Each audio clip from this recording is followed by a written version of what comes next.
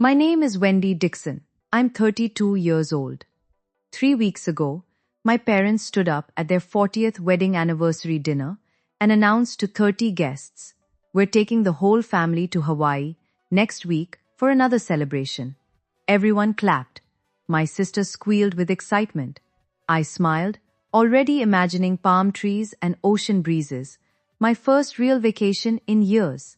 Then, I made the mistake of asking a simple question. "What time is our flight?" My father looked at me like I'd spoken a foreign language. My mother's smile tightened, and in front of every guest in that room, my dad said, "You don't need to know, Wendy. You're not part of this trip. Someone has to stay behind and take care of the kids." 30 pairs of eyes, 30 witnesses to the moment my family told me I wasn't really family at all. But here's what they didn't know. I had a secret, one I'd been building for 3 years. And that night, I decided it was finally time to use it. Before I tell you what happened next, please take a moment to like and subscribe, but only if this story resonates with you.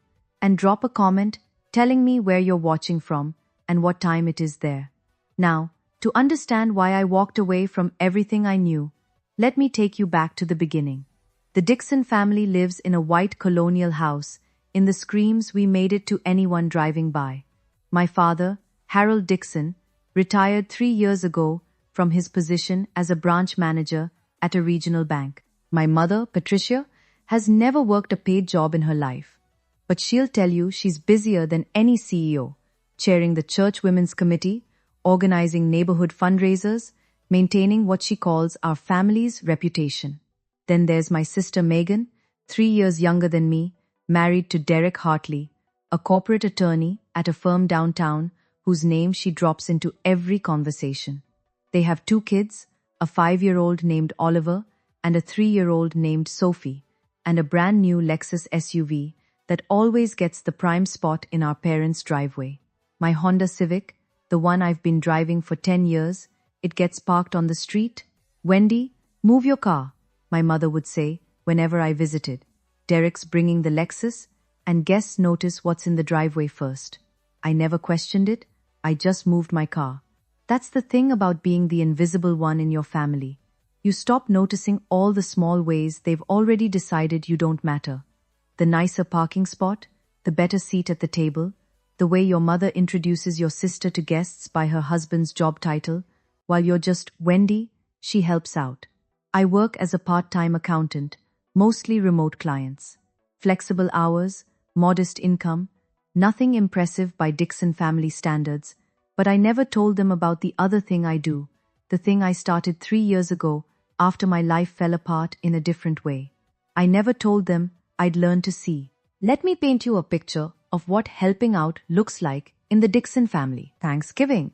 I arrive at 6 a.m. to start the turkey. I set the table with my mother's Wedgwood china, the set I'm not allowed to use, only to wash. I arrange the flowers, polish the silver, coordinate the timing of 7 side dishes. Megan arrives at noon in a cashmere sweater, kisses everyone hello, and sits down to be served. Christmas, same routine, plus wrapping all the presents my mother bought because her arthritis is acting up. Funny how her arthritis never stops her from playing bridge 3 times a week. Birthday parties for my niece and nephew. I'm the entertainment coordinator, the cleanup crew, and the backup babysitter all in one. Last year, I spent 8 hours running Oliver's dinosaur-themed party while Megan got a manicure because she needed a break. The one time I asked if maybe, just maybe, I could skip a family event because I had a deadline for a client, my mother's voice went cold. "Family comes first, Wendy. We all make sacrifices, except I'm the only one who ever seems to make them."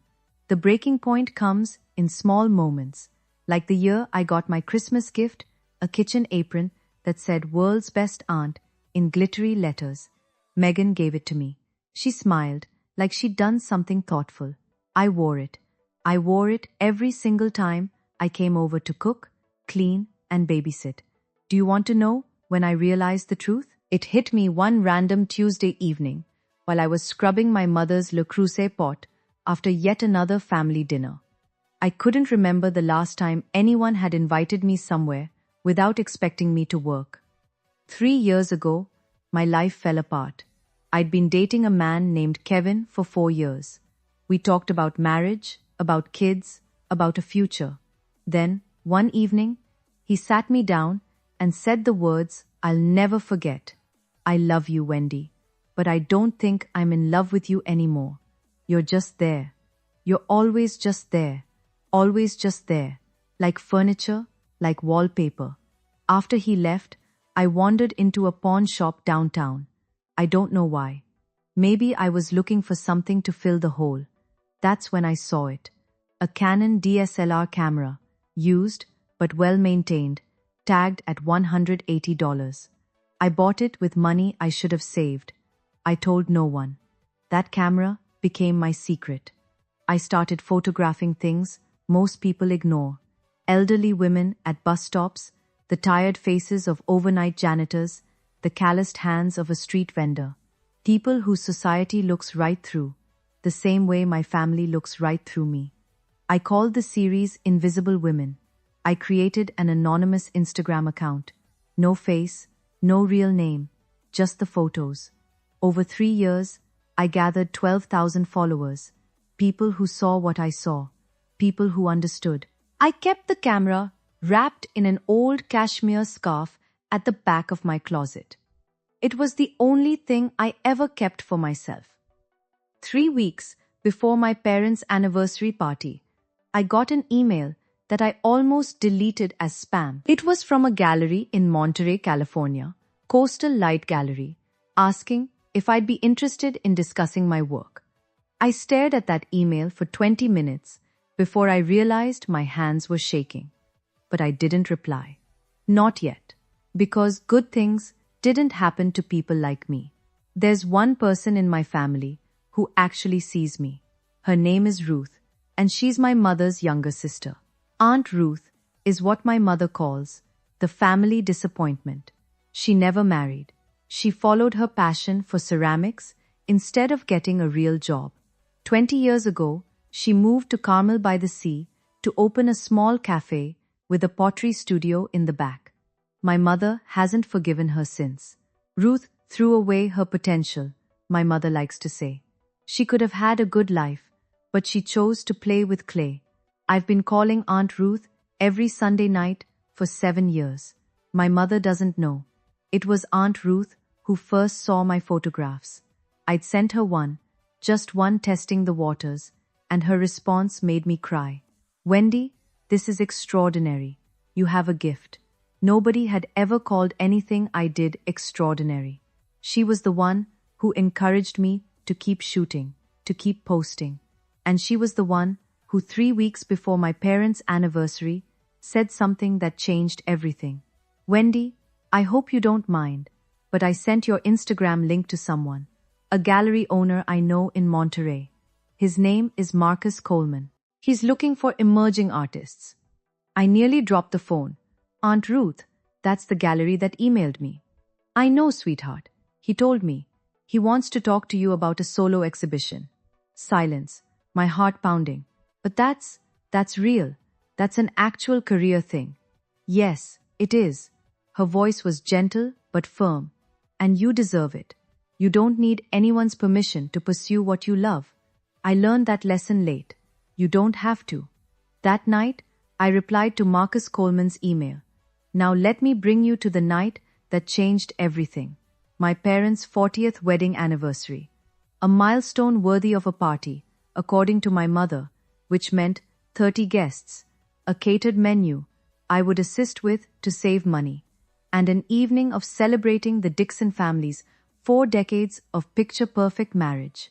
The preparation started a week before. I took 3 days off from my accounting clients to help set up. I ordered flowers, white roses and peonies per my mother's specifications.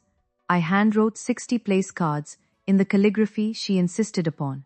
I coordinated with the caterer, pressed the tablecloths, polished the Waterford crystal glasses that had been a wedding gift 40 years ago. On the day of the party, I arrived at 7 a.m. I wore jeans and a t-shirt because there was no point dressing up when I'd be in the kitchen for the next 10 hours. By 6 p.m., the house looked perfect. Candles glowed on every surface. The dining table stretched across the living room, set for 30 with my mother's finest china. I had changed into a simple black dress, nothing fancy, nothing that would draw attention. Wendy, my mother's voice caught me in the hallway. She looked me up and down, frowning. Is that what you're wearing? It's black. I thought it was appropriate. It's fine, I suppose. Just stay in the background. Today is about your father and me. I nodded. I always nodded. Guests began arriving at 7.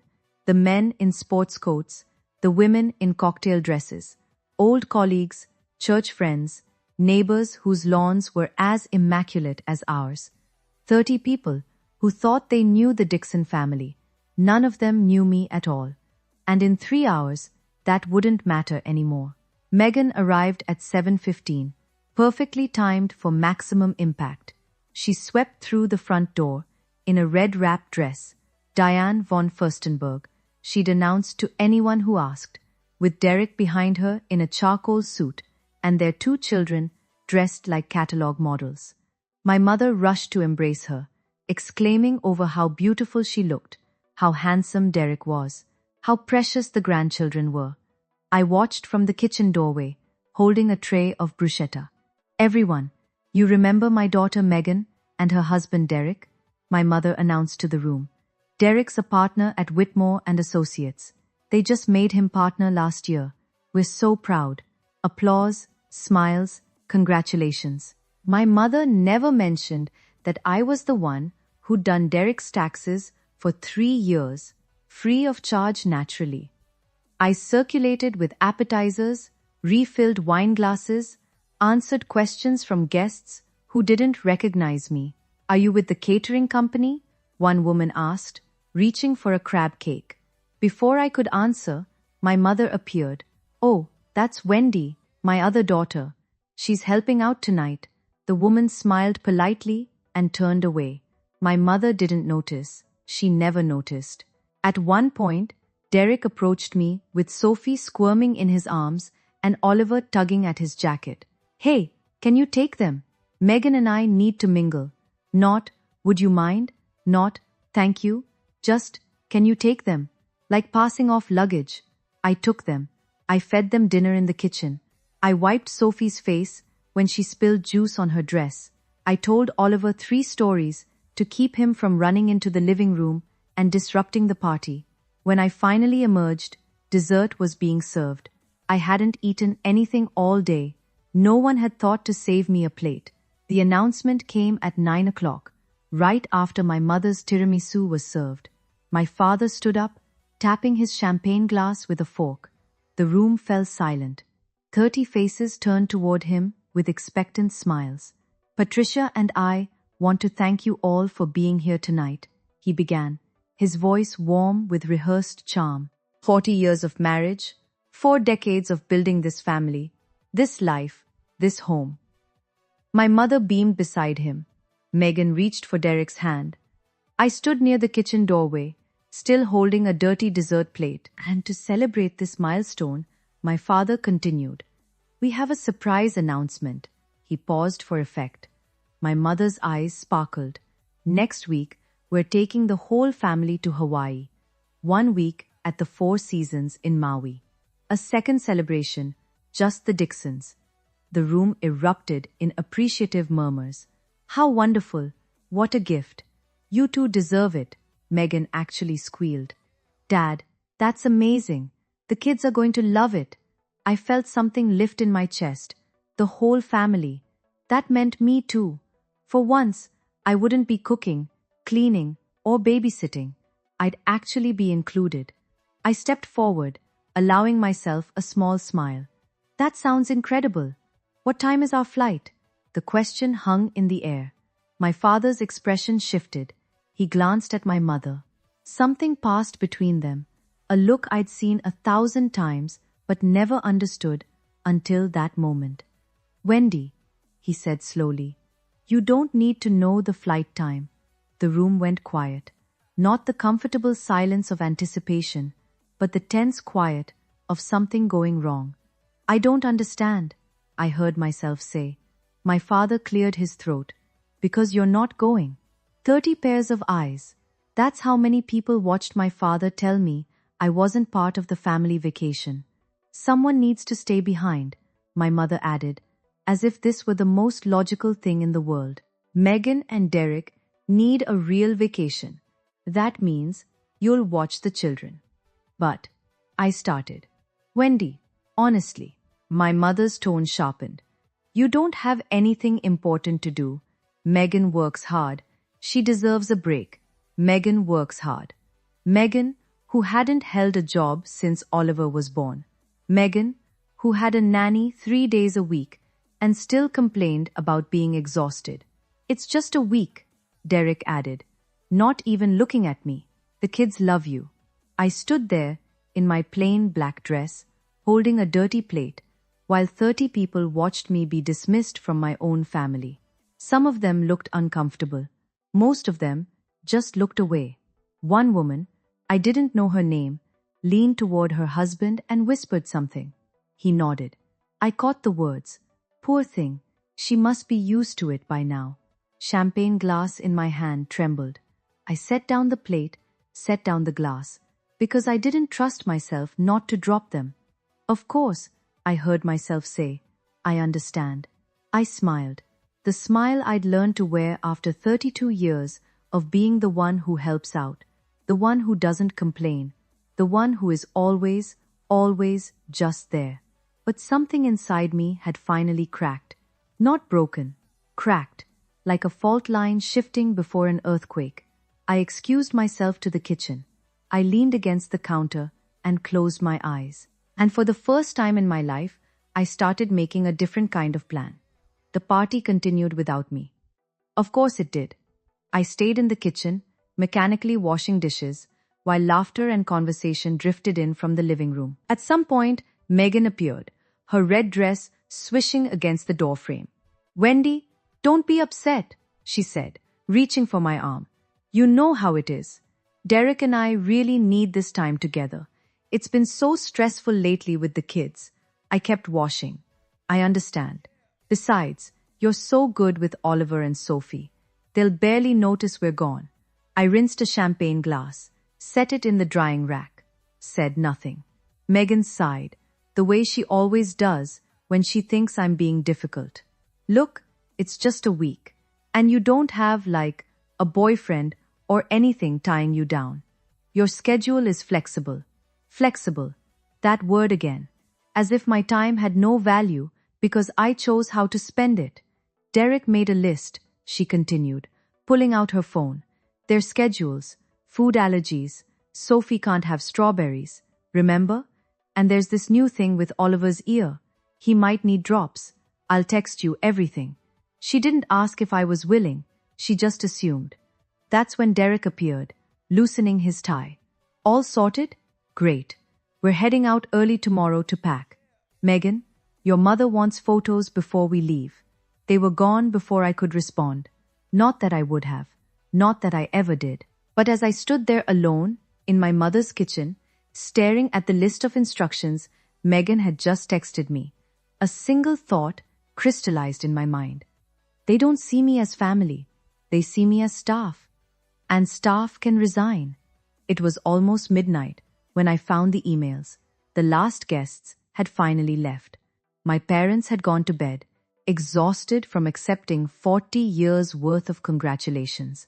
I was alone in the living room, folding tablecloths, when I realized I needed to send a file to a client whose deadline I'd pushed back for this party.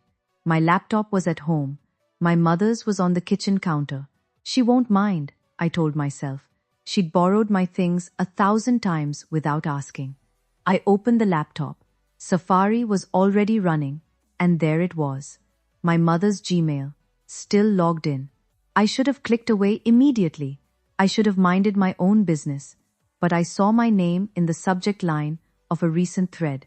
Hawaii arrangements. Wendy situation. My finger hovered over the trackpad. I knew I shouldn't. I knew whatever I found would hurt.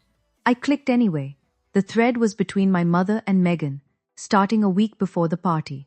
From Patricia Dixon to Megan Hartley. Keep Wendy here to watch the kids. She doesn't have anything important to do anyway. Derek was right. It's like having free help. She should be grateful we give her something to do. And Megan's reply. Totally agree, Mom. She'll probably feel useful for once. It's kind of sad, honestly, but at least it works out for us. I read those words 3 times to make sure I understood them. Free help. She should be grateful. Kind of sad. I took screenshots. I emailed them to myself. I deleted my email from the sent folder and cleared the browser history. Then, I sat in my mother's dark kitchen, in the house where I'd grown up, and finally let myself understand exactly what I was to them. I drove home at 1 in the morning through empty streets. My apartment was small, a 1-bedroom, in a building that hadn't been updated since the 90s. Beige carpet, white walls, furniture I'd bought secondhand. My mother had called it depressing, the one time she visited. But it was mine. The only space where I could breathe. I sat in the darkness for a long time, staring at my phone. The email from Marcus Coleman glowed on the screen, the one I'd answered but never followed up on. We'd exchanged a few messages about a potential meeting. He wanted to see my full portfolio in person. He was excited about the series. I could go. I could actually go. I picked up my phone and called the only person who would understand. Aunt Ruth answered on the second ring, even though it was past midnight. Wendy, what's wrong? I told her everything. The announcement, the humiliation, the emails. My voice cracked exactly once when I read aloud the words, free help. When I finished, there was silence on the line. Then Aunt Ruth said something I'll never forget. Wendy, I have a spare room above the cafe. I need help with the morning shift anyway. And that gallery, it's 20 minutes from my place. Aunt Ruth, I can't just... Yes, you can. You can leave. You can choose yourself for once. The only person stopping you is you. I hung up at 2 in the morning. By 6, I'd started packing. 3 suitcases, my camera equipment, my laptop, the cashmere scarf that had wrapped my Canon for 3 years. I left behind the world's best aunt apron. For the first time in 32 years, I was choosing myself. If you've made it this far, I want to ask you something. Have you ever had to choose between your family and yourself? Have you ever stood at a crossroads where staying meant losing who you were? Tell me in the comments, what would you do?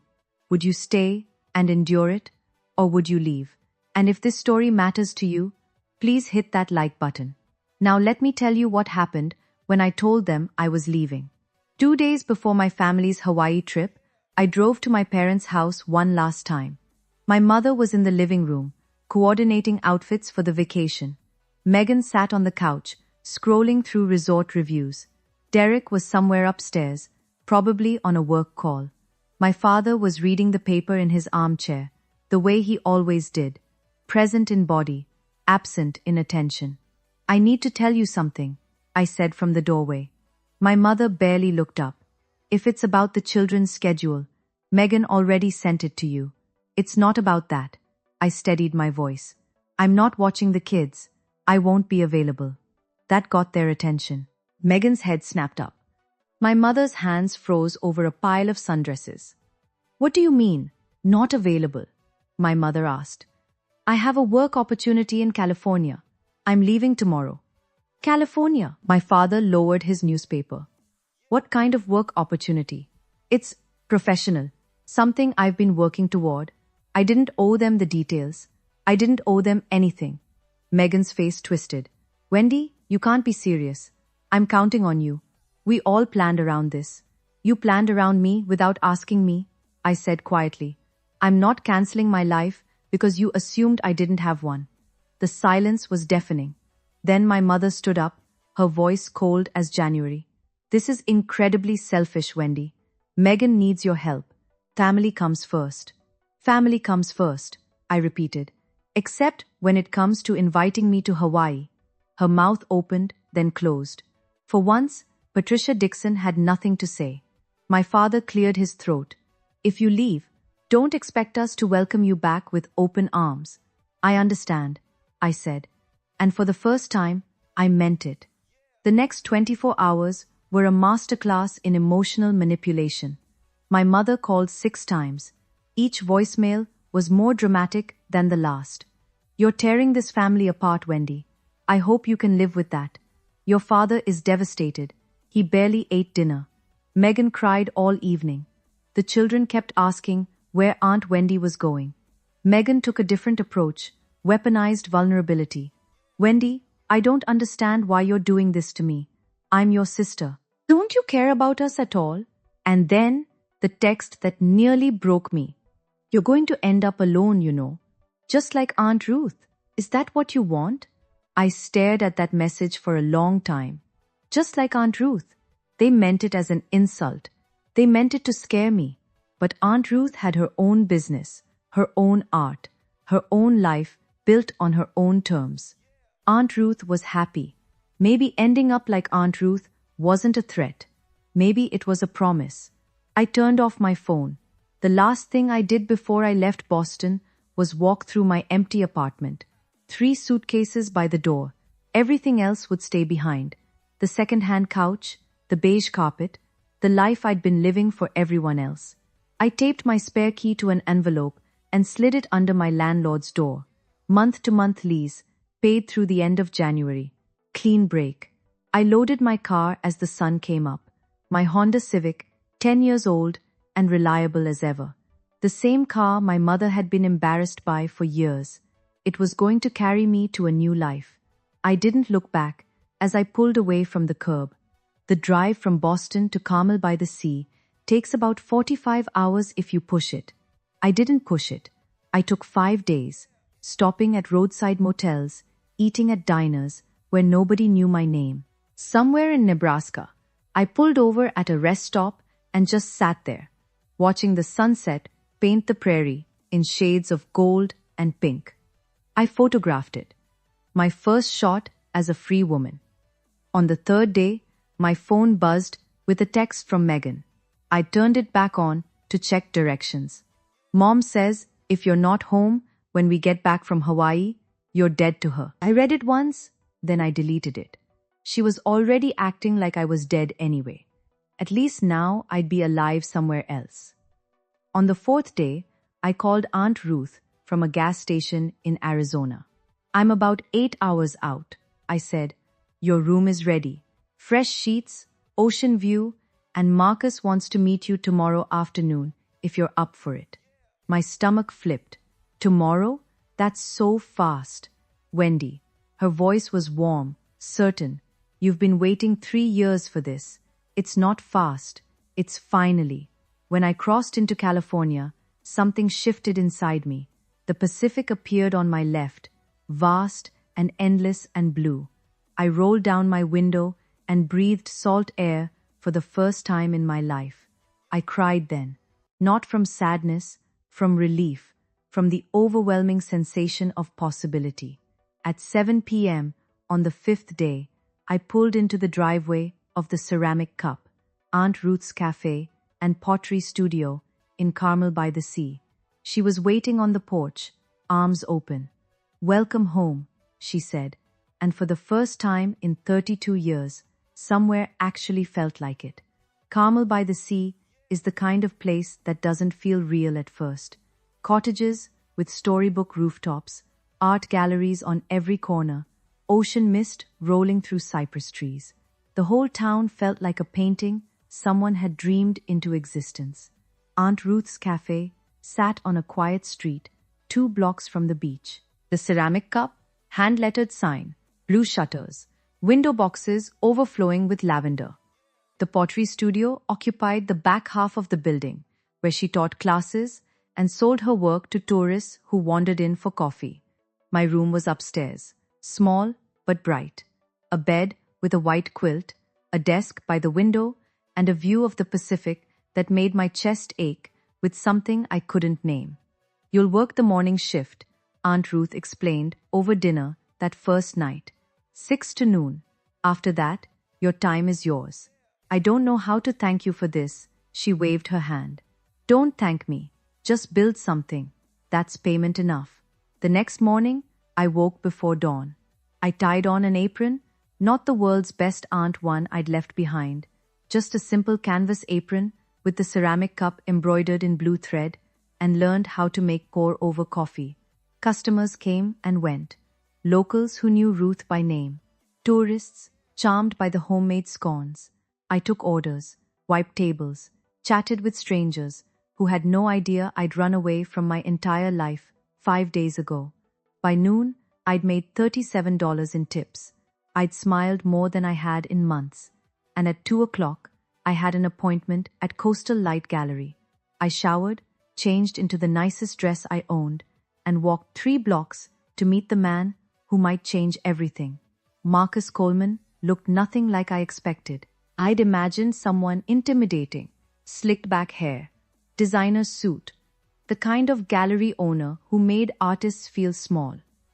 Instead, the man who greeted me at Coastal Light Gallery was tall and weathered, with silver hair and kind eyes. He wore a linen shirt, sleeves rolled up, and smiled like we were already friends.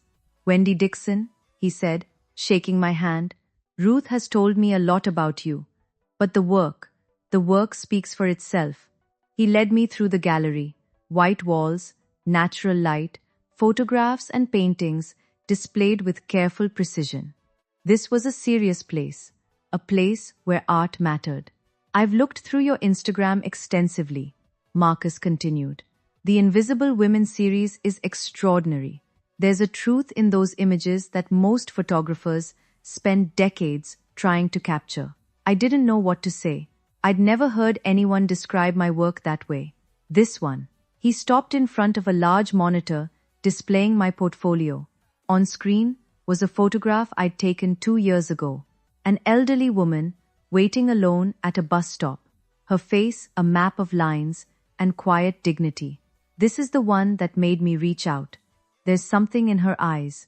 Patience, maybe, or resignation. It's heartbreaking. She was waiting for a bus that came late, I said quietly. She'd been standing there for 40 minutes. Nobody stopped to offer help. Marcus nodded slowly. You see people, Wendy. Really see them. That's a gift. He turned to face me, and his next words landed like a key turning in a lock. I'd like to offer you a solo exhibition. 15 pieces, opening in 6 weeks. We'll cover printing, framing, and marketing. You keep 60% of all sales. I signed the contract on a Tuesday afternoon, sitting at Marcus's desk with sunlight streaming through the gallery windows. The document was simple. 15 photographs. Opening night scheduled for late August. Coastal Light Gallery would handle production costs. Printing, framing, installation, marketing materials. I would receive 60% of all sales revenue, with the gallery retaining 40% as commission. Standard terms, Marcus assured me. Fair terms, but as I read through the pages, my hands started to shake. Take your time, Marcus said gently. This is a big step. It wasn't the business terms that overwhelmed me. It was seeing my name printed in official type. Artist, Wendy Dixon. A legal document recognizing that my work had value, that I had value. I thought about all the times I'd done my family's taxes without credit, all the parties I'd organized without thanks, all the hours spent caring for children who would grow up never knowing how much I'd given them. Not once had my name appeared on anything that celebrated my contribution. Until now. The exhibition title, Marcus said, pointing to a line near the bottom. I'd like your approval. We're proposing Invisible Women, Portraits of the Overlooked. Invisible Women. It's perfect, I whispered. I signed my name on the line. Marcus countersigned as witness. The document was notarized by his assistant, a young woman named Julia, who stamped the pages with official precision. When it was done, Marcus handed me my copy. Congratulations, Wendy. You're officially a represented artist. I walked out of that gallery holding the contract against my chest. Physical proof that I wasn't nothing. That I'd never been nothing. For 3 years, I'd built something in the shadows. Now, finally, it was about to step into the light. While I was building my new life in California, my family was discovering what my absence actually meant. I didn't witness these events firsthand, of course. I heard about them later, pieced together from voicemails and texts, and one very awkward phone call from my father. Apparently, Hawaii was a disaster. Without me there to babysit, Megan and Derek couldn't enjoy a single adults-only dinner. Oliver threw a tantrum on the beach because no one had remembered to pack his special sandcastle bucket, something I always remembered. Sophie developed an ear infection on day 3, and nobody could find the pediatrician's number because I'd always been the one to keep track of medical information.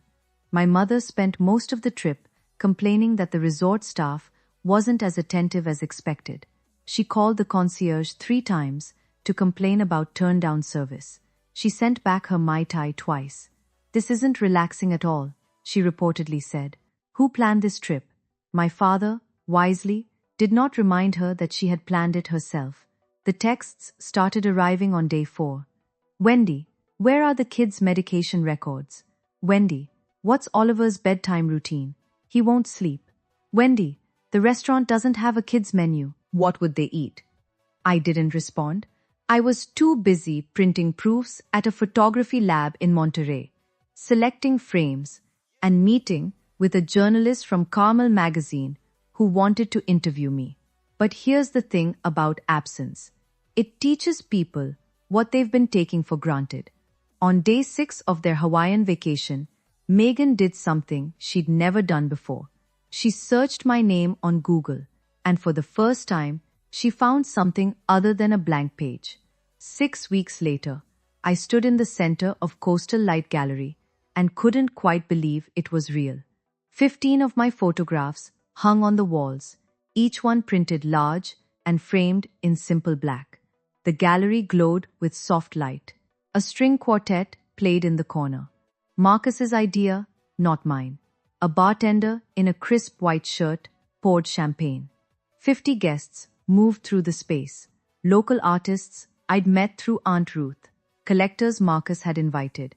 A journalist from Carmel magazine, already taking notes. People who had come specifically to see my work. My work. On gallery walls. With price tags that made me dizzy. I wore a navy dress. Simple, elegant. Nothing that screamed for attention.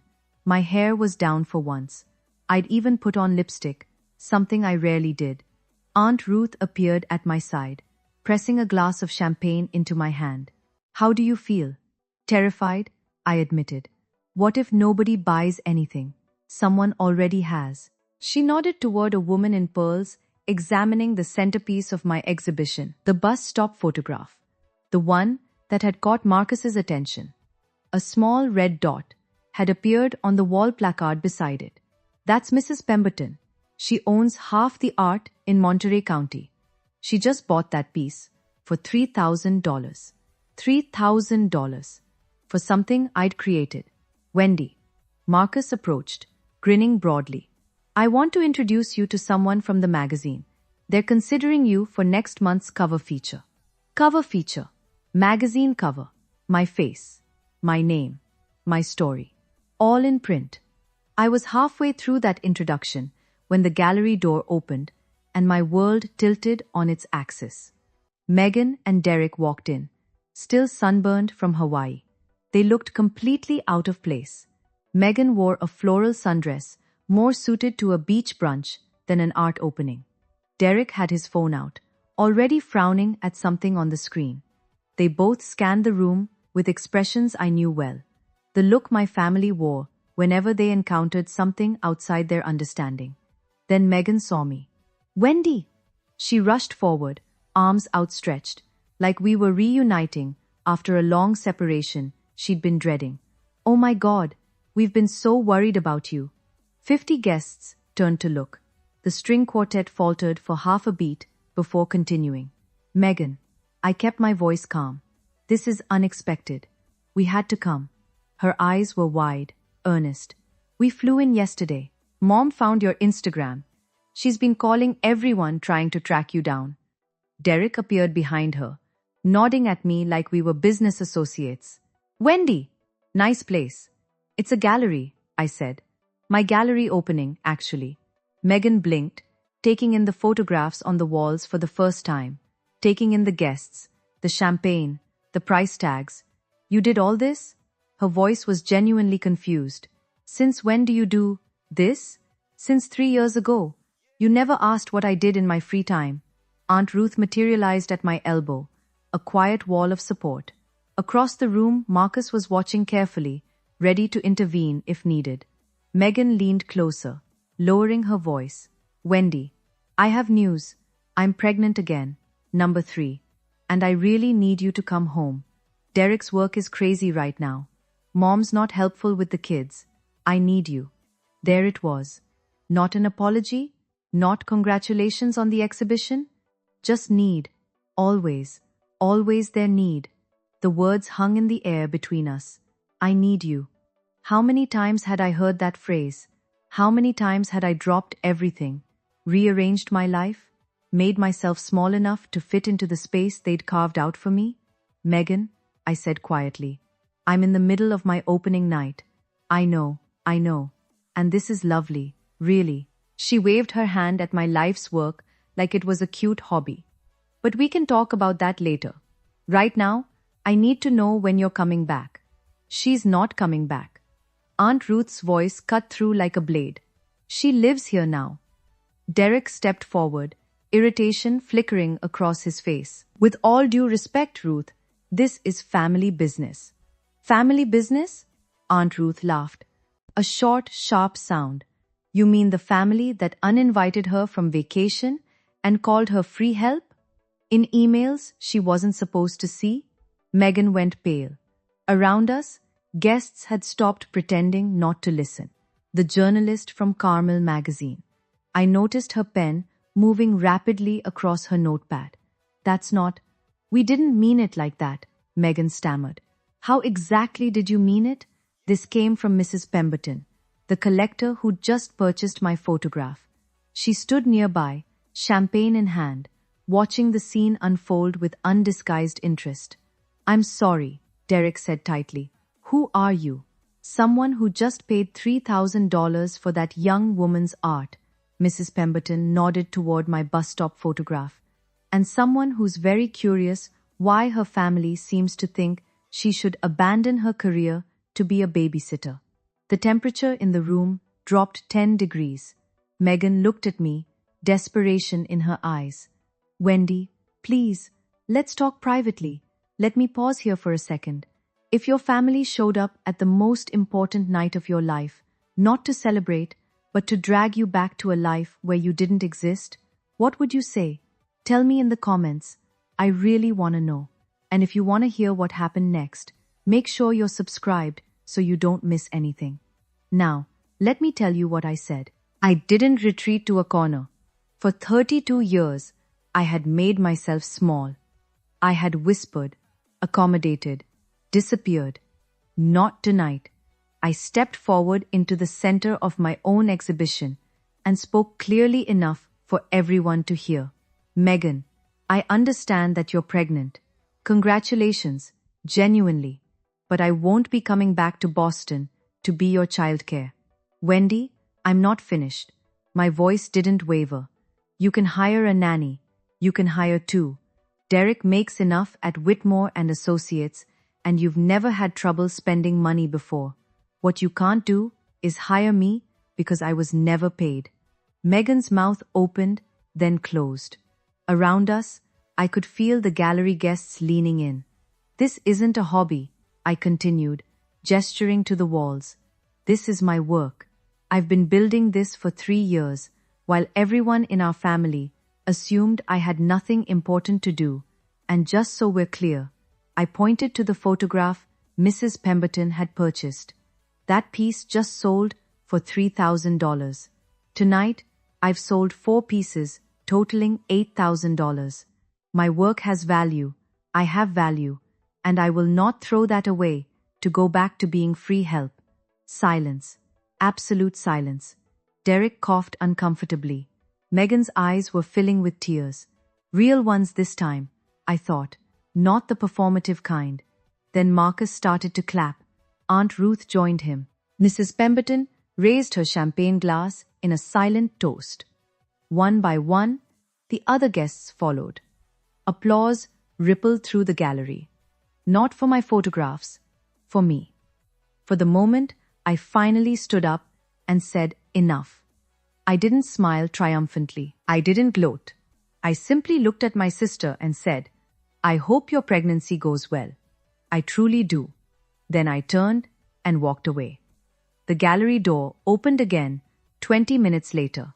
I was in the middle of a conversation with the Carmel magazine journalist when I saw them. My parents, standing in the entrance like they'd materialized from a nightmare. My mother wore her Burberry trench coat, the one she saved for important occasions. My father stood behind her in a blazer, looking uncomfortable and out of place. They scanned the room until their eyes found me. Patricia Dixon walked through my gallery like she owned it. Wendy. Her voice carried the same tone she'd used when I was 8 and had tracked mud onto her clean floors. We need to talk. The journalist raised an eyebrow. I excused myself and moved to intercept my parents before they could cause more of a scene. You came all this way, I said evenly. Of course we did. You disappeared. You left your family when we needed you most. My mother's voice trembled with righteous indignation. And now I find you here, playing artist, while your sister is pregnant and struggling. Megan is pregnant and wealthy, I corrected. She's not struggling. She's inconvenienced. Don't be cruel, Wendy. This isn't you. You're right. I took a breath. It isn't the me you wanted. The me that you could count on to do whatever you asked. But that Wendy was never seen, Mom. She was just used. My father cleared his throat. Wendy, your mother is trying to say. I know what she's trying to say, Dad. I've heard it my whole life. Family comes first. Make sacrifices. Don't be selfish. I met his eyes. But I wasn't part of the family trip to Hawaii, remember? So which is it? Am I family or aren't I? Neither of them had an answer. My mother recovered first. Hawaii was one trip, she said dismissively. You're blowing this out of proportion. Someone had to stay with the children. Someone, I repeated. Why me? Why always me? Because you have the time. You don't have a husband. You don't have children of your own. What else would you be doing? I'd wondered if I would ever use those screenshots. Part of me had hoped I'd never have to. But standing there, in my gallery, surrounded by my work and my witnesses, I realized that some truths need to be spoken aloud. I pulled out my phone. Let me read you something, I said, my voice steady. This is an email you sent to Megan before the anniversary party. My mother's face went white. Keep Wendy here to watch the kids. She doesn't have anything important to do anyway. It's like having free help. She should be grateful we give her something to do. The gallery had gone silent again. I could feel every eye on us. And Megan replied. I continued. She'll probably feel useful for once. It's kind of sad. Megan, standing a few feet away, looked like she wanted the floor to swallow her. Wendy, my father started. Where did you? It doesn't matter where I found it. What matters is that you wrote it. I lowered my phone. I'm not reading this to embarrass anyone. I'm reading it so you understand why I left. You didn't see me as family. You saw me as staff. And staff has the right to quit. My mother's mouth opened, closed, opened again. For the first time in my life, Patricia Dixon was speechless. The journalist from Carmel magazine was still writing. It was Derek who broke first. This is ridiculous, he snapped, stepping forward. Wendy, you're making a scene over nothing. So your family asked you to babysit. Big deal. That's what families do. Not everyone gets to run off and pretend to be an artist. Pretend? Mrs. Pemberton's voice cut through the room like ice. I just spent $3,000 on her work. I don't pay that kind of money for pretend. Derek turned, his corporate composure cracking. With respect, ma'am, you don't know this family. This is between us. Actually, I know exactly what I need to know. Mrs. Pemberton set down her champagne glass. I know that young woman has spent years photographing people society overlooks, and I know her own family treated her exactly the same way. A murmur rippled through the gallery. Guests were openly staring now, the kind of attention my mother had always craved. But not like this. Never like this. My mother tried to salvage the situation.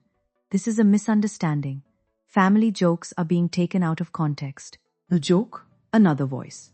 A woman in her 60s with silver hair and a kind face. I'd sold her a photograph earlier that evening. Telling your daughter she has nothing important to do? Calling her free help? What's funny about that? More murmurs. More judgment. The social capital my mother had spent decades accumulating was evaporating in real time.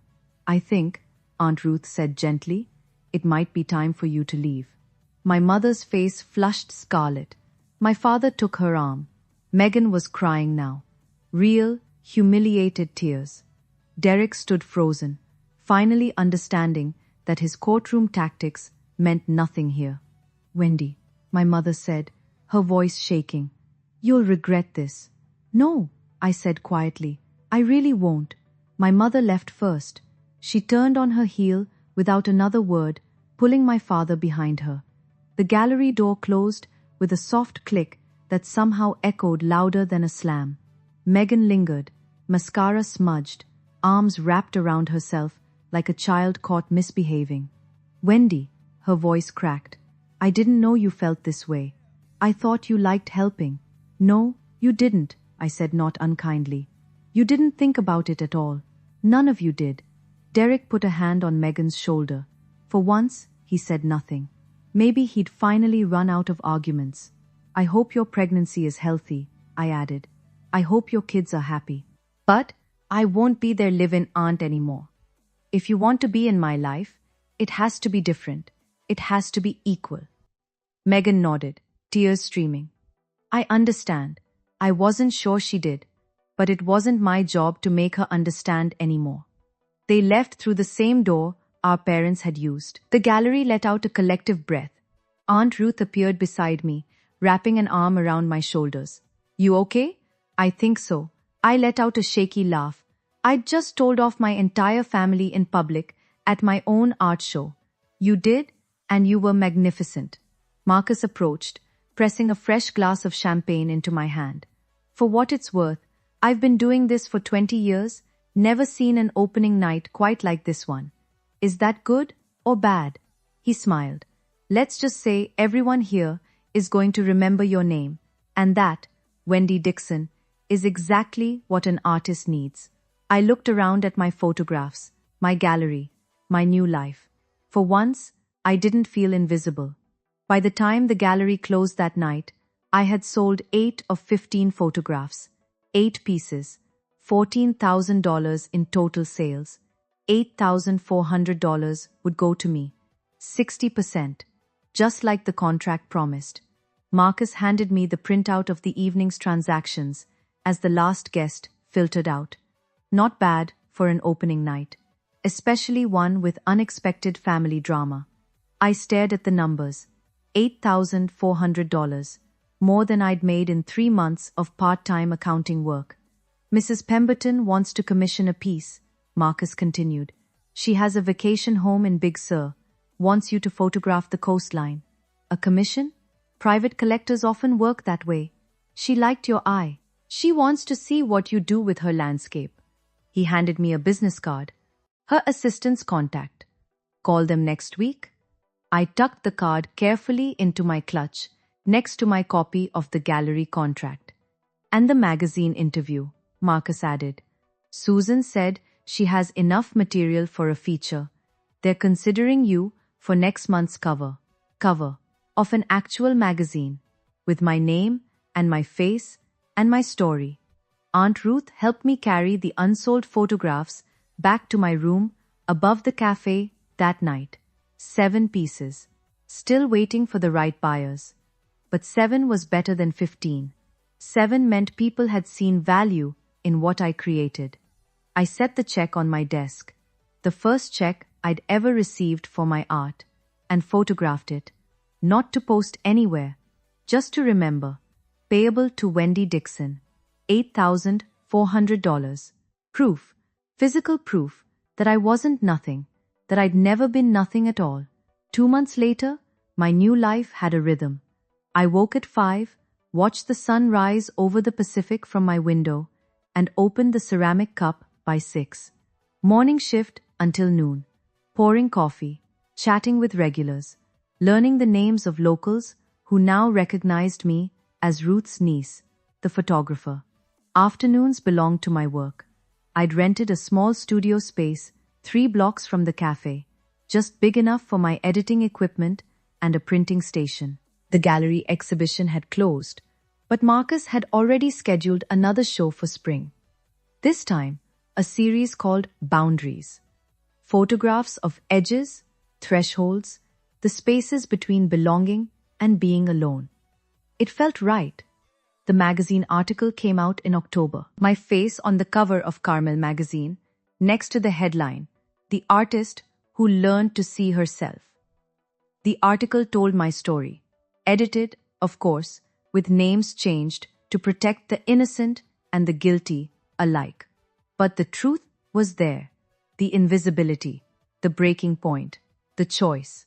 People reached out, women who'd been the family helper, the reliable one, the one everyone forgot to thank. Their messages filled my inbox like a chorus of recognition. I thought I was the only one. "You gave me permission to leave. Thank you for showing me it's possible." My family reached out too, eventually. Megan texted after the baby was born. A girl named Charlotte. She sent a photo. I sent congratulations and a gift card. Nothing more. My mother called once. I didn't answer. She left a voicemail asking if I'd gotten this out of my system yet. I deleted it. But my father surprised me. His email arrived on a Tuesday evening. 3 sentences long. "Wendy, I saw the magazine. I'm proud of you." That one I kept. "Today, I'm sitting in my studio, looking out at the Pacific. The Canon camera I bought from that pawn shop still sits on my shelf. Older now, battered, but still working. Next to it sits a newer model, one I purchased with money I earned from my art. Both cameras matter. One reminded me to see. The other proves that people saw me back." My second exhibition opens next month. Boundaries. 50 new photographs, each one exploring the edges of connection, where family ends and self begins, where obligation crosses into exploitation, where love becomes something else entirely. I think it might be my best work yet. Aunt Ruth stops by every morning with coffee and commentary. Marcus checks in weekly with updates about collectors and opportunities. The ceramic cup regulars have started requesting the photographer's table by the window, where I sometimes edit photos between customers. I'm not rich, I'm not famous, but I'm seen. And that's enough. As for my family, we exist in a new configuration now. Christmas cards, birthday texts, the occasional update about the children, civil, distant, healthier than before. I haven't been back to Boston. Maybe someday I will. But only as a visitor, never as the help. The other day, I was going through old photographs and found one I'd taken years ago. A self-portrait, shot in the mirror of my Boston apartment, back when I was still invisible. The woman in that photo looked tired, defeated, like she was waiting for permission to exist. I deleted it. That woman is gone now. In her place is someone who takes up space, who creates beautiful things, who says no when she means no, and yes only when she chooses. Someone who finally let herself be seen. That's the real story. Not revenge, not triumph, just freedom. From a psychological perspective, Wendy's story illustrates something called parentification. When a child, often the eldest, takes on adult responsibilities without recognition or reciprocity. She also occupied the scapegoat role, the family member whose needs are consistently deprioritized, while a golden child, Megan, receives endless attention and resources. Here's what I want you to take away from this. Setting boundaries isn't betrayal. It's not abandonment. It's the recognition that you cannot pour from an empty cup, and that the people who truly love you won't ask you to. If you're in a situation like Wendy's, remember, your worth isn't measured by how useful you are to others. It's inherent. It was always there. And sometimes, the bravest thing you can do isn't fight back. It's walk away. Build something of your own. Let your life speak louder than any argument ever could. You deserve that. We all do. Until next time, take care of yourself.